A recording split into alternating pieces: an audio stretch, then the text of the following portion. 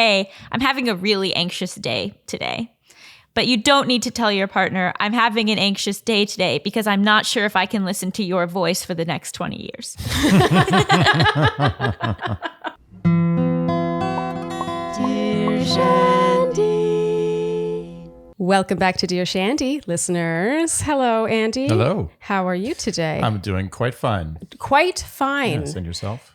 I'm doing quite fine myself. I'm particularly excited about our hot topic guest today. Me too. Yes. And I think this topic is particularly hot because when we polled our listeners about this topic, oh man, it flooded in. We got emails, DMs. It was hot. I don't know what else to say about it. It was hot. Very relatable, we'll put it that way. But before we bring in our guest, I'm going to first introduce her and talk about her many accomplishments. Our guest today, Allison Raskin, is an American writer, director, comedian, YouTuber, and mental health advocate. She's the co-host of the Just Between Us podcast, and she can be found on Instagram at Allison Raskin, 2 L's. And she there on Instagram is also the mastermind behind the delightful mental health account at Emotional Support Lady. Love it. She's the New York Times bestselling author, having co-written I Hate Everyone But You and Please Send Help, and her third book, Overthinking About You, Navigating Romantic Relationships When You Have Anxiety, OCD, and or Depression. It just came out on Tuesday, May 3rd, and it's very pretty. Just always want to show it.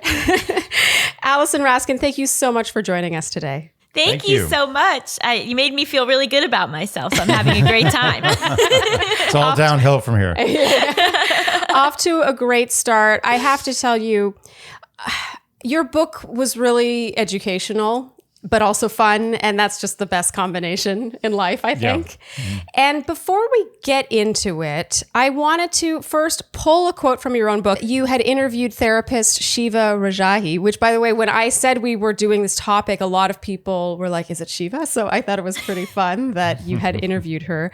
And she's quoted quite a bit in your book. I just wanted to quickly touch on her quick definition of OCD and then relationship OCD, just so that anyone listening might... Unless you'd like to define it on your own. Oh, no, she does it better than me. Okay, I just haven't let you speak yet. But she basically says OCD is a neurobiological condition with the presence of obsession and compulsions. You have to have obsessions and compulsions to have OCD. Relationship OCD, or ROCD, is a theme that specifically fixates on whether or not you have all the right feelings for your partner or if they have all the right feelings for you. I just wanted to get that out of the way so that we all know what we're talking about when we say ROCD, because it's going to come up a lot today. Okay, so I was really fascinated reading your book because I think that when you think ROCD, and by the way, I wasn't even aware of that term before I read your book. I figured people had anxiety in relationships. Certainly, we've gotten lots of questions on the podcast, but I hadn't realized that there was a specific subset of OCD dedicated to relationships.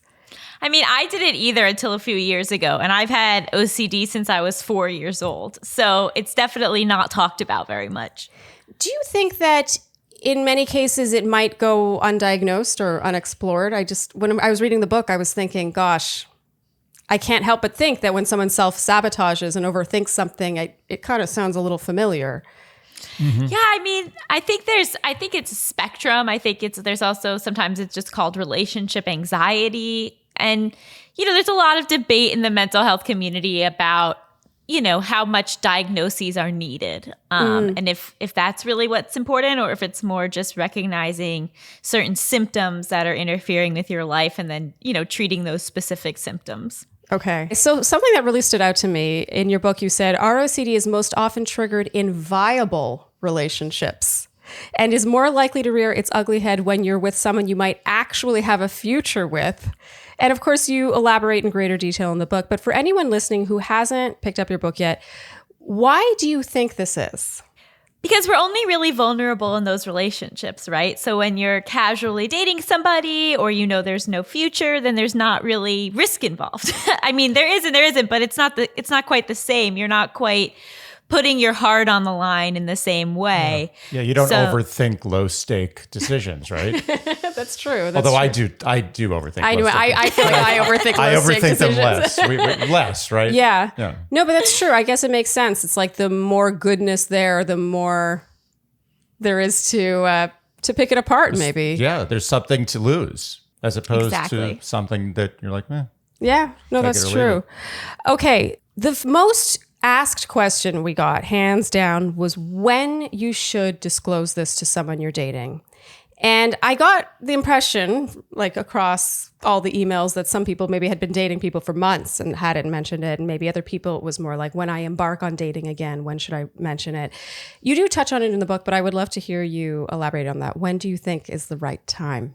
Yeah, so I really think that giving like prescriptive answers of like, and on the third date, it's not really helpful, right? Because so much context is at play and it really matters to pay attention to that context. So instead of like timeline in terms of time, I think of it more in terms of what stage you're at in the relationship. So if you're still very surface level, you know, you're kind of getting to know each other, but you don't really know anything that important about their life. Like you don't even know their family history. You maybe know where they work and some funny stories about work, but you don't really deeply know this person. Then I don't think you need to like reveal that you have a diagnosis, you've maybe had suicidal ideation, your trauma. Like I don't think you're necessarily at that stage. But once you start to develop that deeper relationship with someone where like you realize that this is someone that you want to actually really get to know and let in, that's a great opportunity to do it. And that's going to be different for everybody. And so like for me, you know, I always date with a lot of intentionality. And so I, at least for years, haven't really been looking for a casual partner. So it makes sense that I bring up these things earlier on because I'm looking for someone to be more serious with. But it's also really important to remember that when you do share, you don't have to share everything all at once, right? So like, I think it's helpful for someone like me, you know, pretty early on into dating someone seriously to be like, hey, I have OCD. I've had it my whole life. Letting people know that like you have it under control is very different than I'm actively having an issue right now. You know, like the way in which you share the information also matters a lot. Yeah. So being in control of the disclosure, I think, is really important. When I was younger, it was very much, here's my entire history. Let me just play it out for you so that you can either say yes or no to me as a person in this moment. Whereas now I recognize that that was sort of like compulsive sharing, right? Like I was sharing because I needed to know right away if they were going to reject me or not. And That's instead, actually, it's kind of logical, but yeah, I don't see it being is, productive. but you probably get a lot of rejections. Yeah, out of yeah. that. Well, I can see it being potentially overwhelming when Yeah. really you have more of a handle on it than your delivery might suggest you do. yeah, and the delivery matters so much because as people, we pick up so much on body language and energy. So being in a calm environment, making sure that you're doing it during a time when you have the space to maybe discuss it more, you know, not just like an offhand comment of, you know, I attempted suicide when I was 16. Anyway, what movie do you want to see? You know, like Yeah, not the best delivery. Yeah. like having some thought put into when you're going to do it, that there's time to discuss it, that the atmosphere around you is calm and not igniting your anxiety in any way. So I'd recommend probably not doing it in public if you're someone who's afraid of people overhearing you disclosing this stuff. Yeah. But yeah, it's really, it's case by case. And it's also, you know, what do you want out of this relationship? Because if you do want it to progress, then I think it is important to really share that part of yourself. Yeah, I can see it being such a daunting conversation. I love how you say it can be broken up because it can sort of feel like, how much time do you have? Yeah. Let's get comfortable here. Make sure you're seated. But yeah, I mean, those case by case answers, I feel like people often want, like you said, more of a prescriptive answer. It's like, well, on date 5. Right. Yeah, but unfortunately, it doesn't really work that way. Case by case. Yeah, case by case. You talk in the book about the difference between process and content. Because, you know, I can see how, especially if you are further along in the relationship and you do choose to share this, and maybe you are going through these ups and downs, can you explain the difference between process and content? What you choose to share with your partner? Yeah. So, with something like anxiety or OCD or even depression, you're going to be thinking some thoughts that are not necessary for your partner to know, right? Like you might be thinking some stuff that is, you're ruminating, you're obsessing about things, you're worrying about stuff, and it's more just your disorder acting out versus like actual stuff that your partner needs to know, right? Mm-hmm. Yeah. But I think it is really important to be able to say to your partner, hey, I'm having a really anxious day today. But you don't need to tell your partner, I'm having an anxious day today because I'm not sure if I can listen to your voice for the next 20 years. Do you know what I mean? So like getting into the details can be unnecessarily harmful sometimes. Yeah. Although that is a very strong neg. It might have some positive reaction. The ultimate neg. Yeah. That's the best I've ever heard. Yeah. Yeah, I mean, I feel like that applies to so many thoughts, actually. Yeah. Not only if you have OCD or whatever, like I feel like there are just thoughts that one has while in a relationship that maybe are best kept to ourselves. Oh, yeah, I agree. That's one of the great lessons I learned in relationships. And Really? I still learn, is that you don't have to say everything. Say a lot and say the important things, but don't say everything, especially if you're super neurotic. I know neurotic is not one of the words we're discussing, but I feel like that's an umbrella term. If you overthink life, maybe don't say everything. That's just a policy that I like to Live abide by. by. And I had to learn how to do that because for me, I used to feel like if I wasn't disclosing, I was lying or I was withholding and I was being sneaky and bad. But I've had to learn that like, it's okay to have privacy. It's okay to keep things to myself. And that's honestly often better for myself and my relationships. Yeah. And it's not, I always think of it as like soft lying. Like in life, we're all liars. Like how many times have you told someone that they look wonderful when they don't look wonderful? Or how many times have you said you feel great when you feel like shit? You're a liar. You're a liar. I mean, we're all soft lying. We have to lie. You said in the book about this, we only need to share the content of our thoughts if something good can come of it. Yeah. Right. So something that's like not helpful where it's like, I find their movie taste to be despicable to me or something, something that's just like judgy, but not an actual thing that your partner needs to work on. Yes. Like that's, what are you going to do? You're not going to change their movie taste. Right. Like But like if it's something like, hey, when I share an important part of myself with you, you don't listen. That is something to share with your partner, or we're not spending enough quality time together. Important to share. Like, I hate your brother. I don't know. That's probably sometimes you just don't like other people's family members and you don't need to get into the nitty gritty of that. I guess it also depends how terrible the brother is. Right. And like, is it just so maybe I should change that to I find your brother annoying, right? Like, nothing wrong with the brother. You just personally find him annoying. Maybe you can keep that to yourself. Yeah. Charlene. Yes. I was just hypnotized by your glowing skin. Thank you, husband. Glowing. My goodness. No, this is a compliment from a stranger. Unbiased. You could tell what I was going to say. Well, it won't be the first time I bring up apostrophe, but we're going to go there again. Apostrophe is prescription skincare delivered directly to your door. And that is both oral and topical. And maybe you've been intimidated about going to the dermatologist. That seems intimidating. Or just inconvenienced by it. Yeah.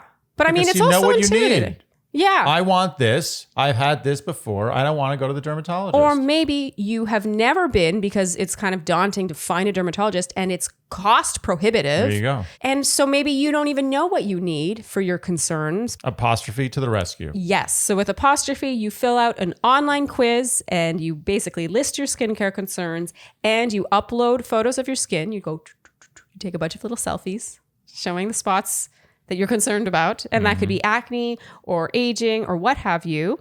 And then a board certified dermatologist will review your photos and information and prescribe you something if they think you need something.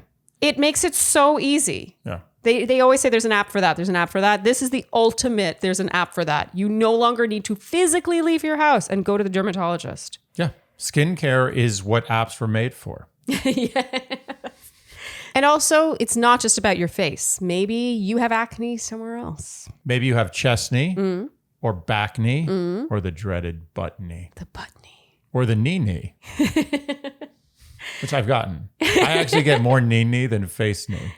Yeah, I'm fascinated by your knee. Yeah, I get always a big knee on my knee. So we have a special offer for our listeners, the Shandies. Save $15 off your first visit when you go to apostrophe.com/Shandy and enter code Shandy. This offer is only available to our listeners. To get started, go to apostrophe.com/Shandy and click begin visit. Then use our code Shandy at sign up and you'll get your first visit for only $5.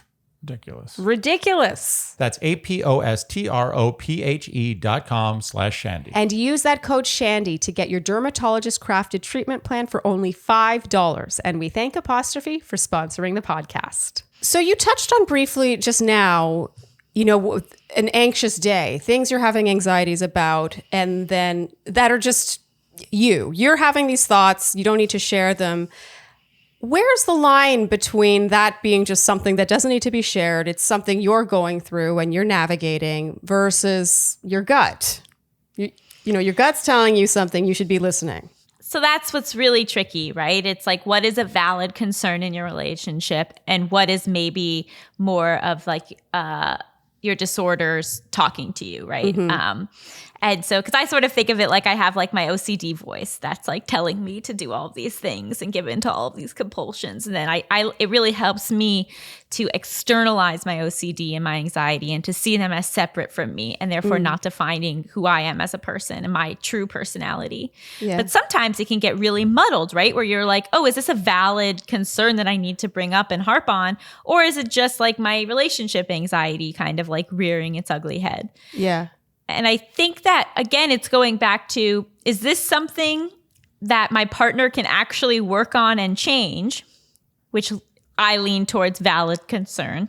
Or is it more a worry that is like the relationship isn't quote unquote right based on what I think a relationship should be?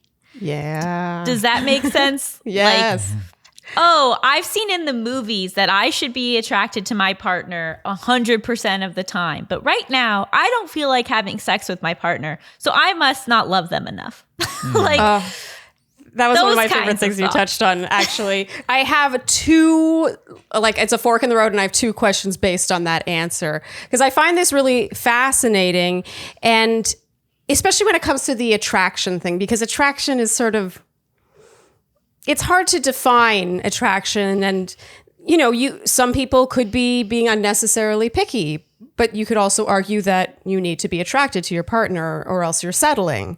It's kind of a fine line, and it's hard to tell someone else to care less about being attracted to a person.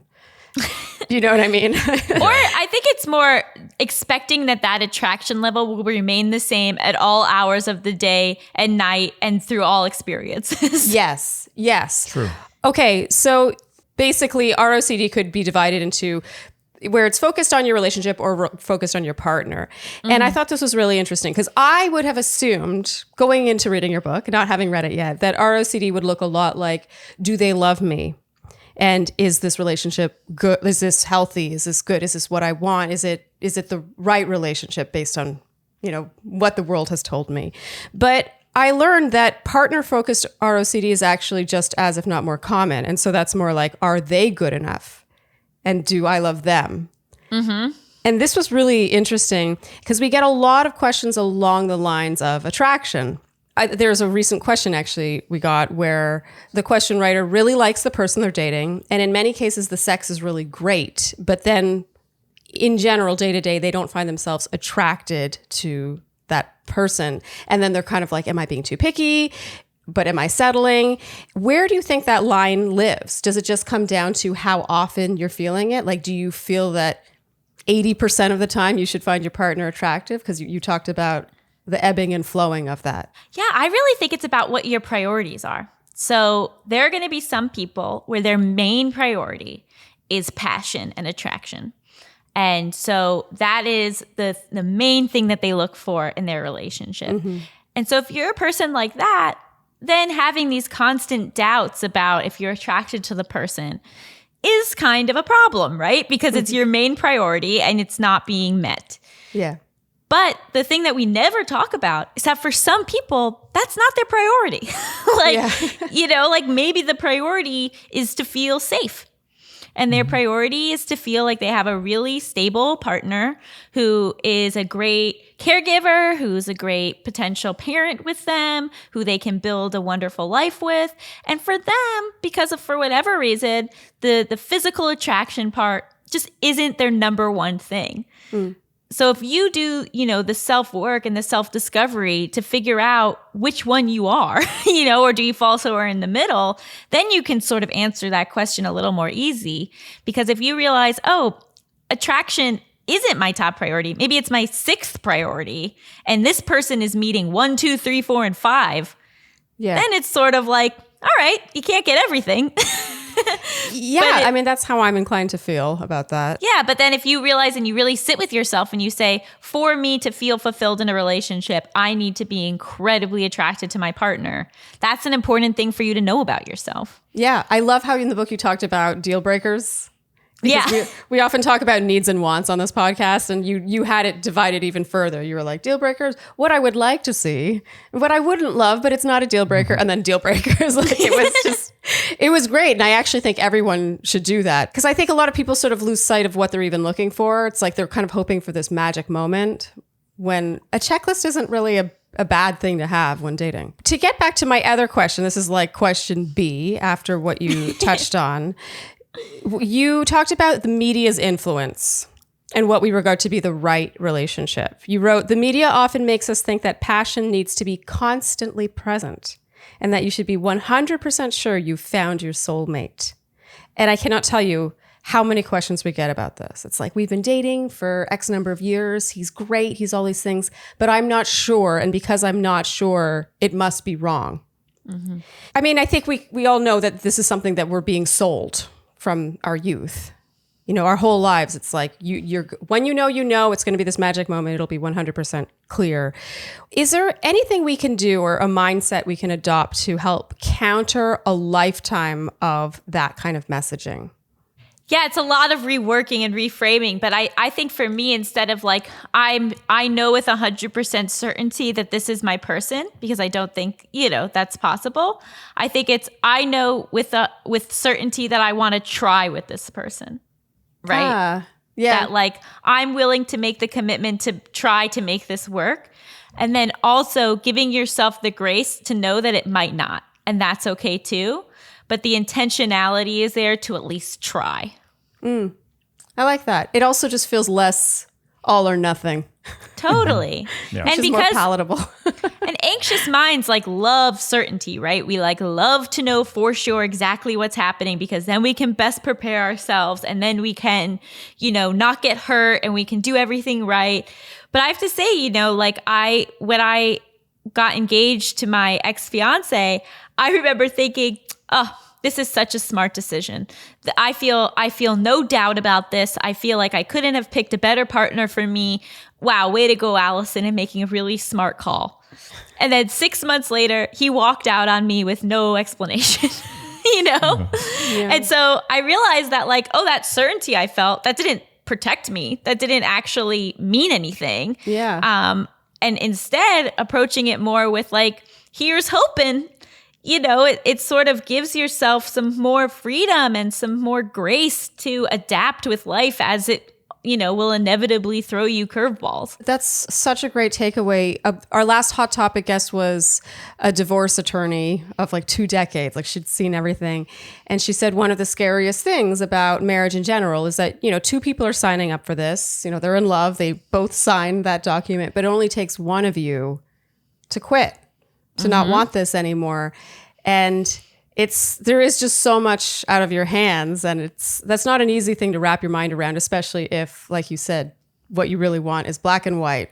Right. Doesn't the OCD person live in absolutes? They need to have everything very clear. Well, yeah, but your OCD will tell you that. Your OCD will tell you that you need things to be black and white. And then the work is realizing that you actually don't. that like you can actually tolerate the discomfort of being in the unknown and the discomfort of uncertainty. Even though your OCD is saying, no, you can't handle that. That's not possible. You're unsafe. You can say, actually, thank you so much for being worried about me, OCD. I really appreciate it that you're looking out, but let me tell you, I got this. That's a hard transition. That is a hard transition. Yeah. No. That sounds nice. That's tough. That travel. It doesn't work all the time, and it's not going to work every day.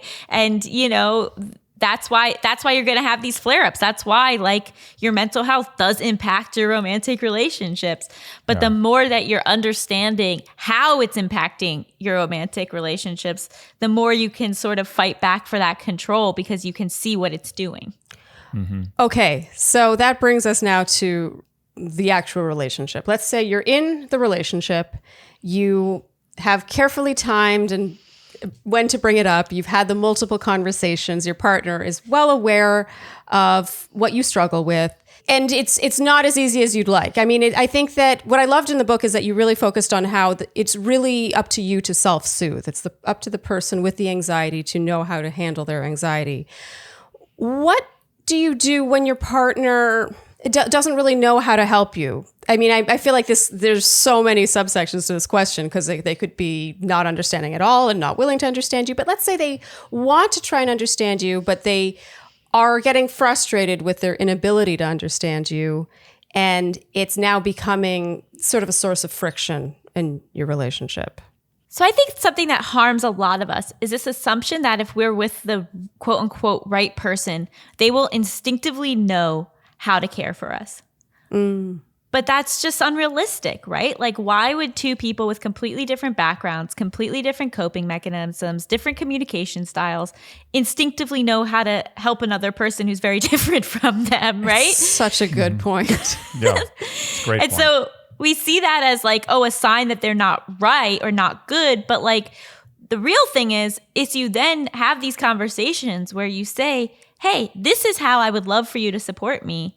And then if they can do that, that's what matters, right? It's if you can share with them how to help you and they actually receive that feedback and then are able to do it. That's a great partner. They don't need to know it from the get-go because why would they? But they need to be able to listen to you when you do share how to help you. Right. They're not your parent. They're your partner. That's the difference, I guess. And a critical part of what you just shared is communicating to your partner how they can support you, which means that you have to have done some work in knowing what would work to support you. Exactly. And that's the tricky part. And that's the part that we never talk about. It's always this person will save you. This person will know. But like, they won't. You've got to do that work first so that you can articulate like, hey, when I'm feeling anxious, it really helps me if you can just make dinner. Because when I have to think about making dinner on top of my already anxious spiral, it's overwhelming. But if I know that one thing is off my plate, then I can handle the day a lot better. Yeah. That's actually great to receive as someone who has OCD. Just like these are the lines. This is what you need to do. Yeah. And if you do this, good things will happen. As someone with OCD, that sounds great. Just tell me what I need to do. Tell me. No, actually, what she just touched on with the cooking of dinner sounds a little familiar. That hit a nerve. Yeah. Okay, so let's say, I'm giving you a lot of hypotheticals here, but truly these were all questions we got. And actually there were a lot of common themes. So sometimes I have like a million questions and other times I have like 10 big questions. And with you, I just basically have 10 big questions because the themes were recurring.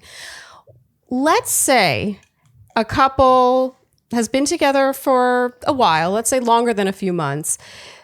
And it's at that point where maybe you're going to make things official, maybe get a little more serious, being exclusive, or I don't know, what have you, whatever takes it to the next step. But the partner, so that the person who is, we'll say neurotypical in this situation, is like, I'm hesitant because of your anxiety. Mm-hmm. And that makes me nervous about going to the next level with you. Do you think that that's a healthy fork in the road to be faced with when you are an anxious person? Mm-hmm. So when I was younger, my reaction to something like that would have been, fuck you. Right? Like, yep. Yeah, like my reaction would have been, how dare you? And I had that reaction during a relationship that I had when my boyfriend at the time brought up that my anxiety was causing problems, and I became irate. I couldn't believe it. Like, how dare he throw this thing in my face that I have spent so many years working on, that is already better than it was. Like, how dare you? Mm-hmm. Now my perspective on it is completely different, where I actually think that if somebody has the courage to share that with you, I mean, that's a really probably, unless they did it in a malicious way, that's a probably pretty scary thing for them to disclose, right? Because, you know, it can bring up issues. It can seem mean. It's really cuts to someone's core. But I think that you have to then get curious about what their fears are. Is it the way that I actively behave day to day with you is a problem, and my anxiety in our current life is a problem? Or is it more that you just have a fear of what my anxiety will be in the future, right? And you don't really understand anxiety, and so you have a lot of questions and, you know, uncertainty around it. And so if it's option one, where they're like, it's day to day, like how you are currently is not working for me, then I think you get to say, oh, this sucks to hear, obviously. Yeah. But you get to say, is this right? Like, if I look at myself and I look at my day-to-day life, is my anxiety really getting in the way? Like, is it causing problems, not just in my relationship, but in other areas of my life?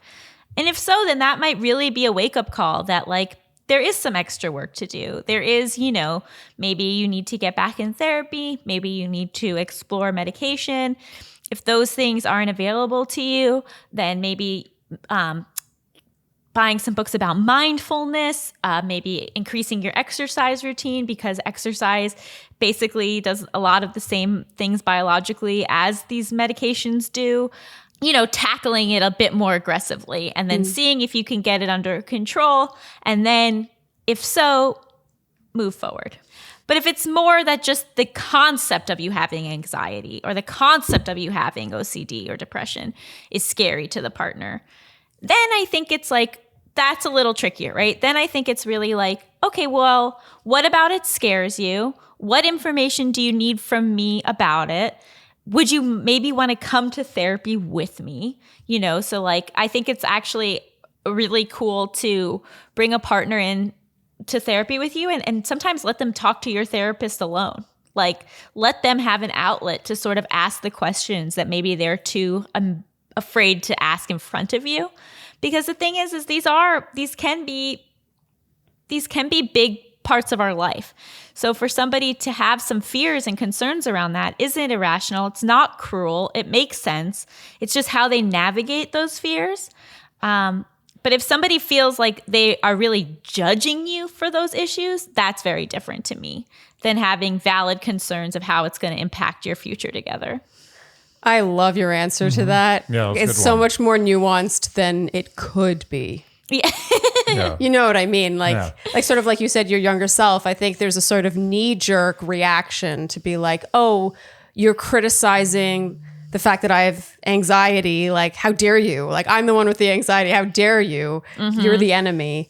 But it's a great point. Like, if you have spent some time together, it's possible that they're able to objectively witness things that you're too close to really realize that you do still have work to do on it, basically. Yeah. What's interesting, I guess, I sometimes think, and this is probably a terrible thing to say, but if you meet someone that you're like, this is the person, and you've spent enough time with them that they know your idiosyncrasies and your quirks or your OCDs a little bit, but not like maybe the whole run of it. Is it maybe one of those experiences where you're like, you know, this is worth me just fixing this? And I'm not going to reveal it. I'm not going to just lay it on the table like, listen, I have this problem. I'm just going to make this go away as best as I can to preserve this thing, which might be the best thing that I've ever had in front of me. Or is that a terrible way to look at it? You're making it sound like it's something that someone can just I'm just saying, no, I know you can't just fix it. But I'm saying is, can you make it your life's work? Can you be like, you know what? I'm going to spend every day working on this so I don't have to have the conversations that might scare this person away? Or is that a terrible way of looking at it? I would love to hear her take on that. I know this. I'm playing devil's advocate. I don't necessarily. This is not necessarily Right. the view No, it's of just Dear a Shandy. This question. is just a devil's Yeah, advocate question. Yeah, Yeah. because I can see some people who don't know anything about it thinking of it that way. Like, just get it under control. Exactly. Yeah. I think that you can absolutely decide, I really need to tackle this. But the purpose of a partner is to support you, right? So when you take on something like that, where you're really going to tackle something, like, for example, tackling your contamination OCD, wouldn't you want your partner to be there rooting for you as you do it, to be there supporting you as you take on this big, endeavor versus feeling like you Absolutely. have to hide it from them? Like how I carry around spray so you can spray the bike before you get on it. I mean, that's a wonderful thing. And like, I'm in exposure therapy right now for my OCD. And after having not been in exposure therapy since I was a kid, and one of the main reasons that I'm doing it is because I don't want my OCD to affect my romantic relationship in a huge way. But I share that with my partner. I share that with him so that he knows that I'm putting in the work, that I prioritize him, that I care about him. He knows when I've had a tough session. He knows my progress, like he's my cheerleader for it. Like, I think that it can be really meaningful to say to your partner, hey, I recognize I have this issue. I recognize the potential it has to cause conflict. And I care about you so much, and I care about myself so much, that I'm really going to work hard to address this. Right. Speaking of which, and you touch on this in the book too, about how some of these things, it might seem kind of cute early on, the little ways in which you are anxious or obsessive, but then, long term, they might become more irritating. Can you think of tips on how to prevent that from happening? And it could be as simple as, I don't know, maybe saying, it's not you, it's me. But how do you really drive that home? Because I feel like after a while, the partner could start to take things personally. Yeah, so I think one of the main reasons that you really want to share this stuff with your partner is so they don't take things personally. Yeah. Right? So like being able to say like, hey, I'm feeling depressed and that's why I don't want to go out with you and your friends. Not because I don't love you, not because I don't like your friends, but because when I'm in a depressive episode, it's really hard for me to go engage socially. Yeah. And like, if you don't explain that, then they might just go, well, she doesn't even like me anymore. She hates my friends, because Right. you're not giving the full context of what's going on. That's very true. Yeah, and that's just such not a helpful response. I don't know. I just had a bit of a reaction to that response. Like, oh, she doesn't like my friends, but yeah. Yeah, and it also brings us, to the rebuttal from my previous question. Yeah. Which is that you have to tell them, because otherwise you're going to run into that problem Well, a lot. totally. Even if you're trying your best. Yeah. You touched on the book too. You said no amount of external validation is going to be enough to scratch that reassurance itch. That's why it's so important to figure out how to self-soothe. So we just used social anxiety as an example, but I thought this was interesting how I think a lot of people, especially people with anxiety, might use the relationship as a kind of crutch for reassurance and validation.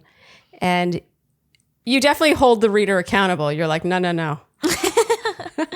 Well, I mean, I love reassurance. Who doesn't love reassurance? Yeah, right? it feels so good. So sweet. Feels So great. sweet. But it ultimately doesn't solve the problem, because you just get into a cycle of needing it constantly. And then that can cause some problems, because then your partner feels like you're not listening to them, right? Because if I have to say, do you love me, to my boyfriend 10 times a day, he's going to think that I didn't hear him the first 9 times. Yep. Yeah. And so instead, I have to work on, there's a couple different ways. There's the way of like a big thing for me is learning to trust what somebody is telling me, right? And I think that a lot of us have this huge fear that we're going to get duped and that we're going to be made a fool of, right? And That's so my fear. Oh, yeah. right? And when it happens just even on a small level, day to day, like not in a relationship, I get so upset. Like, it's more upsetting to me than almost anything. Being duped, it sucks. But like, why? Like, do you know what I mean? Like, Yeah. I've had to sort of do this thing of like, if I love somebody and they tell me they love me back and then they were lying, that's not my fault. Yeah, you were just Right. lied to. You're right. Right. Like I'm working with the information that I have. And so instead of constantly trying to like get to the bottom of it and solve it and make sure you have all the information, it is so much easier to just go, I'm going to accept what somebody is telling me. And if they're lying or they're withholding, that's on them. That's not on me. And then trusting that if that day comes where that's revealed, that you will be able to handle it. So much of this work is just trusting that your future self will be able to handle what happens. It's very beautiful. It really comes back to loving oneself. So on that note, because you made a point with the book of being like, this isn't going to turn into some, you don't need outside love. You just need yourself. Just love yourself. Like you made a point of not coming to that conclusion at the end of the book. But you also said that one should try to at least begin to tackle this on their own before embarking on a relationship, correct? Yeah, and because I think the important thing is that you're allowed to want these things. And in fact, it's a wonderful thing to want. But sometimes we just have to get ourselves in the right place in order to be able to have a healthy relationship. So my message isn't, you don't need a relationship, you just need to love yourself. It's more, you need to get in a good place with yourself so that you can then get the thing that you want, which is a healthy relationship. Got it. So let's say you meet someone great. It's all fantastic, but you haven't gotten yourself to that place. Do you put on the brakes or what do you do? Good luck. So I think it's really about, I don't think you need to be 100% there to start a relationship. I think very few of us are 100% there. I'd recommend getting 90% there, but let's say you're not. Let's say you're 50% there when you meet this person. It's really about, is this person someone that is going to let you continue that work? Or is this someone who is going to exacerbate your problems? And I think those are two very different people and two very different types of relationships. Yes, big time. And while we're hovering on these sort of early stages, a lot of our listeners, our Shandies, expressed that their anxiety precludes them from even wanting to go on dates. So a couple of them even said that they'll get sick, like the anxiety of, the possibility of rejection or just putting themselves out there. Do you have any advice on dipping one's toe into the world of dating without feeling totally overwhelmed? Oh, I have a lot of advice about it. I think there's a couple different things. And one thing I think is to date productively. Because if you're just dating willy-nilly, not putting much thought into who you're making dates with, swiping yes on pretty much everybody or people just based on their looks, like the chances that you're going to have negative experiences go up. And the more negative experiences you have, and also just the more quantity of dates that you have, the more likely you are to burn out and for it to feel really overwhelming. But if you date really productively, where you only bother to swipe on people, let's say we're online dating, we're only bothering to swipe on people where you can see that there actually is some compatibility there. And then when you move on to messaging, you take a phone call before you actually go on a date so that you're not wasting an entire evening on somebody who either makes you feel bad or who bails on you. But you're doing some screening early on so that you're not even wasting that full date energy until there's already been a certain level of approval, right? Where you know enough about this person to know that they're even worth meeting in person, which is going to lower the amount of dates that you have, but will also make it easier to not burn out. A lot of people date it's a very optimistic dice rolling. You know? There's I'm going to roll a double, I'm going to roll a 12. I know I'm going to roll a 12. But why not just, put the dice down with both sixes? But you have the opportunity. No, it's true. But to play devil's advocate, do you think there is not... And I don't actually believe what I'm saying because I agree with you, but just to play devil's advocate, do you not think that there's value in sort of to regard it like exposure therapy, like just putting yourself out there routinely and going on these dates just to kind of ease yourself back into it, like force yourself? Yes. And so I think if you actually do have a high fear of just dating in general, then quantity can be really good for you. And there the work is reframing what it means to go on a date. It is taking away the importance of it. It's taking away the high stakes of it. It's looking at it as like two people going to get a cup of coffee and saying like, I think so much of this anxiety is fueled by this fear of rejection and this belief that we cannot handle that rejection. But let me tell you, you can. I've been rejected so many times in my life. Like, I can't tell you how many times I've been dumped or said no to. But you know what helped me when I had some rejection early on is like, I think about like the great musicians that I'm a huge fan of, right? Like, you got like your Dylans and your now I'm going to date myself, but whatever, deal with it. The Stones, the Beatles, Led Zeppelin, Bob Dylan, Bruce Springsteen, they've all been dumped. Oh, definitely. These people have been dumped. All the male, female, all the superstars have been dumped. If they've been dumped, what's wrong with you getting dumped? You're too good to be dumped? And I think we view it as like, oh, this person doesn't want to be with me. That means I'm worthless. That means I'm a piece of shit. But why not just look at it as, oh, I am not the type of person that this person wants to have a lifelong partnership with. And why would I be that type of person for everyone? Yeah. Right? Yeah. Like, you're not compatible with everyone. And so a lot of dating is just finding people you happen to be compatible with versus it being a direct reflection of your value as a human being. Yes, agree. Everybody gets dumped. And some people write great songs about it. In your final chapter, you touched on that, on just how your broken engagement, how maybe that was just, you weren't necessarily the starring character of that saga. Maybe you were, a supporting character in his. And it was just such a beautiful way to look at that, like through a different lens, in a way that didn't necessarily vilify him, but makes you realize that it's not actually all about you necessarily. And you're not a failure because they didn't want you. It was really beautiful. I really liked that. Thank you. So Charlene, Yes, husband. you know what I've been noticing Where? in my credit card statements? Oh, the cost of ordering in. You got it. Yeah, because it's the same cost as eating out. I We forget that. I spend more on that than almost anything. It's ridiculous. And that's why we love Factor. Yep. Factor, I think, should be a household name at this point. You get fresh meals, never frozen, but complete meals delivered to your door. So you can just heat them up, throw them in the oven, and they're ready to go. You save so much money. And you get 100% of the function of ordering out in the first place. Yes. Ordering out. Ordering in? Yeah. Oh, in New York, we call it ordering out. No, we It don't. makes no sense. It's ordering in. What do you mean we? You're from Canada. Anyway, with Factor, you get it delivered into your house where it's kept in your fridge. It should be ordering in. And the meals are delicious. They're healthy. What I also love about Factor is a lot of like meal kitty things that come to your house are really limited in terms of dietary preferences.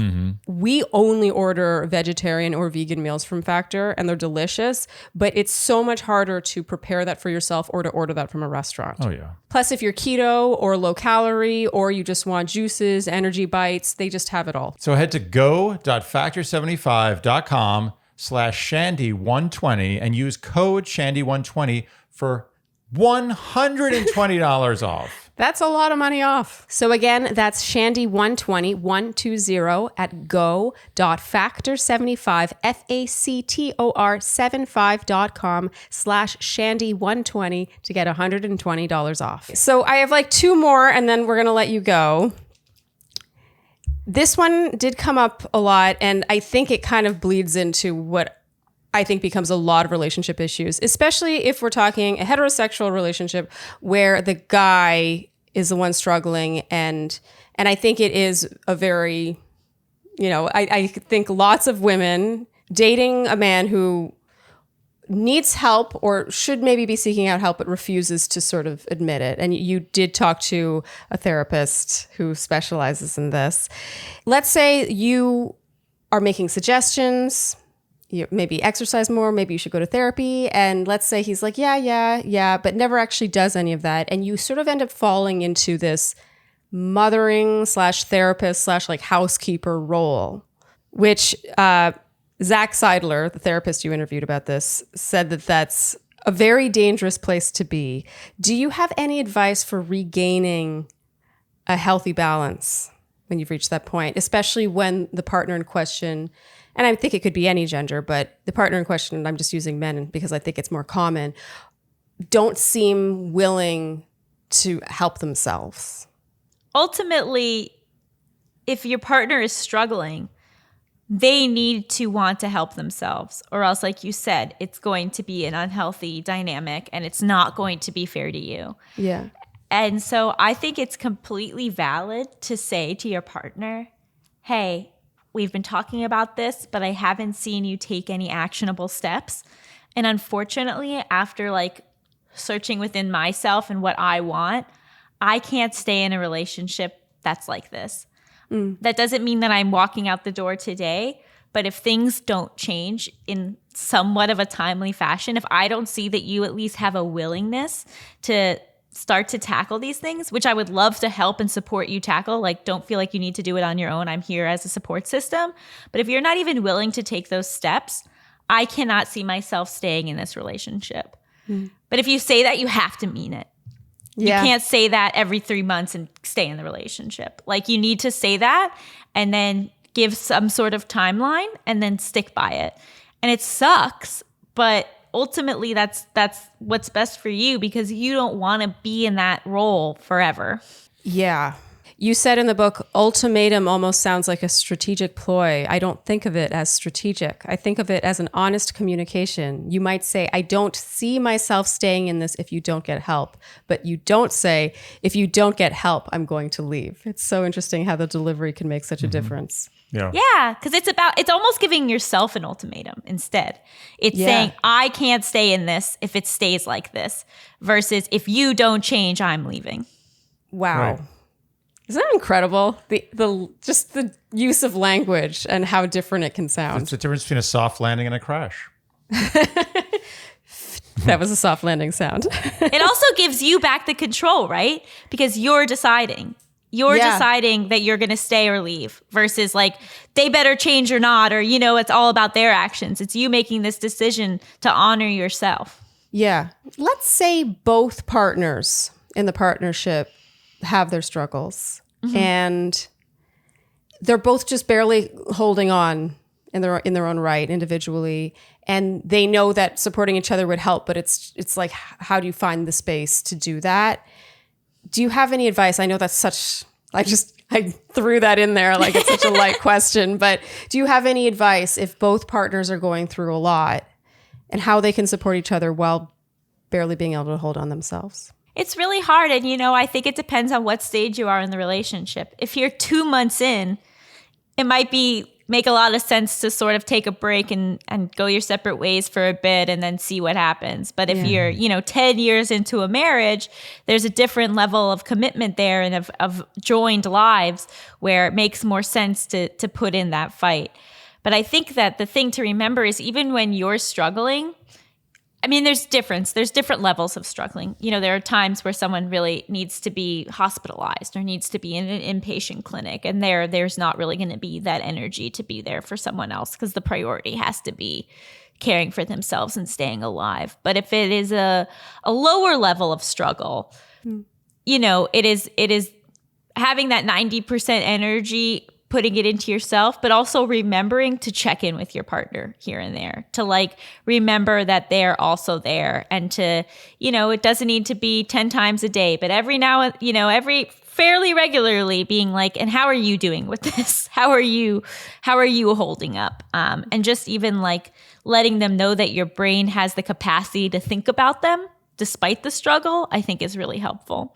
Yeah, a little can go a long way. You dedicate an entire chapter in your book to medication, and you're very candid. As you mentioned earlier, that you got sick with OCD and were at age 4, and you were prescribed Prozac for it. First of all, personally, I just want to let you know that this chapter, I mean, I enjoyed the whole book, but this chapter was extremely educational for me, and I just want to thank you for that. There was a really powerful quote of a psychiatrist you interviewed, Jennifer Yashari. And I just want to put it in here because I have a question after. She said, you don't have to get to a point where you're so impaired you need medication. It's okay to not want to be white knuckling through life. You get one life and one internal emotional quality of life, and you get to decide how hard you want to work at maintaining a healthy mental baseline. So for anyone listening who's struggling but is afraid of the idea of medication, are there any thoughts you'd like to share with them or myths that you would like to debunk? Yeah, I mean, when she said that, my mind was blown. And that was someone who's been on and off of meds her whole life. Like, just this idea that, like, why do we have to white knuckle our way through things? Like, I think in America especially, there's this, like, pull yourself up by your bootstraps mentality. The harder you work, the better person you are. But, like, it's bullshit. Like, why can't you just sort of like help yourself out and have a nicer life? Yeah. You know, you don't need to be struggling endlessly to prove nothing to no one. Yeah. It doesn't do anything. Yeah. And then I also think there's a lot of misconceptions about medication and that, like, once you go on, that means you're on it for life. That's not true. A lot of times people just need to go on medication to have a window of opportunity for them to be able to do the work in therapy that they haven't been able to do because they're not at a certain baseline to implement what they're learning, right? Yeah. So if you are so depressed, you might just need to go on medication for 6 months, a year, just so that you can incorporate what you're learning in therapy. Because if you're at a certain place, you might not be able to do that without the help of the medication. Yeah. And then you can go off it. And then maybe something will happen in your life and you'll go back on it. But it's not a lifelong commitment. And also, there's a lot of different medications. There's a lot of trials and testing things out. Like, the doctor is not the expert. The doctor is there to help you figure out what will work best for you. And you are allowed to give feedback. You are allowed to say, these are side effects I don't want that are deal breakers for me. This is my priority. This is what I'm looking for. Giving feedback of if it's working, if it's not working. Recognizing that it's like a process and also a partnership with your psychiatrist or doctor to find what works for you, instead of just like, well, I guess I'll take 100 milligrams of Zoloft like my friend. Yeah. Yeah. I mean, I've got to tell you, it was really eye-opening for me because I do think I had this sort of misconception that, like, oh, you're going to go on an antidepressant. Well, that's it. That's for life. You're on one. And so it feels very like all or nothing and kind of intimidating. But it was a lot more, like you just said, the sort of trial and error, like figure out what works for you, just sort of like you would with like your skincare, you know? Right. Like what I use for my skin might not work for the next person. And so it was just sort of a lighter, and it felt more holistic. Like we all deserve happiness, whatever path you need to take to get there. Yeah, that really resonates. Yeah. And a lot of the pull yourself up by the bootstraps people drink a lot.